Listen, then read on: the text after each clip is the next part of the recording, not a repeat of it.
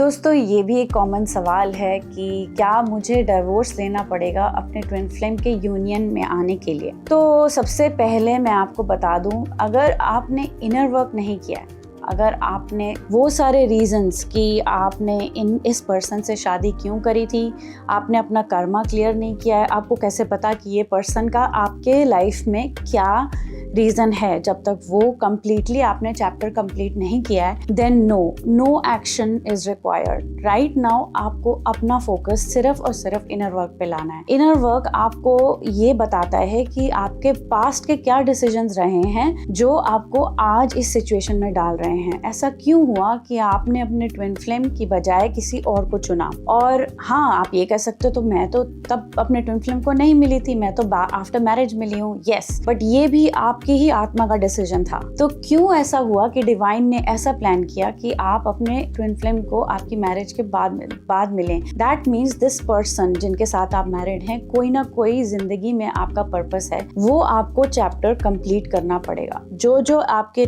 Dynamics चल रहे हैं, जो जो चीजों के कारण आप इन पे डिपेंडेंट हैं, जो जो डिसीजंस आपने लिए हैं, चॉइसेस आपने लिए पास्ट में, इनके साथ रह के वो सबको आपने क्लियर करना है, अपना कर्मा क्लियर करना है। तब जाके डिवाइन एक नेक्स्ट स्टेप दिखाएंगे जो सबके लिए सही होगा। इफ यू हैव चिल्ड्रन, वो आपके बच्चों के लिए भी सही होगा, आपके डिवाइन मैस्कुलिन के लिए भी सही होगा, आपके डिवाइन फेमिनिन के लिए भी सही होगा, आपके जो कार्मिक पार्टनर हैं जिनके साथ आप मैरिड हैं उनके लिए भी सही होगा। तभी एक ये डिवाइन स्टेप हो सकता है। पर अगर आप अपने मन से करेंगे ये स्टेप कि हाँ भाई ये जरूरी है, दूसरा मैं केवल अपने ट्विन फ्लेम को अट्रैक्ट करने के लिए डिवोर्स कर रही हूँ या कर रहा हूँ, इससे शायद वो आ जाए और कन्विंस हो जाए कि भाई हाँ अब मैं सिंगल हूँ या अब मेरा ट्विन फ्लेम आ जाएगा। No, that does not happen my dear friends. आप अगर डिवोर्स भी ले लोगे, अलग भी रहोगे, फिर भी आपको ये सब प्रोसेसेस कंप्लीट करने पड़ेंगे जो मैं आपको बोल रही हूँ। क्योंकि जो कायनात है, जो यूनिवर्स है, कोई ना कोई रीजन से आपको एक डिसीजन तक पहुंचाती है ताकि आप उसको पढ़ पाओ और आप उससे लर्न कर पाओ। अगर आप उससे नहीं सीख रहे हो और केवल एक्शन कर रहे हो तो आपके जो पेंडिंग लेसन्स हैं वो हमेशा पेंडिंग ही रहेंगे और आपका यूनियन उसके बाद लिखा हुआ है। हो सकता है इस लाइफ टाइम में वो देख ही ना पाओ, आप अपने झगड़े रिजॉल्व ना कर पाओ,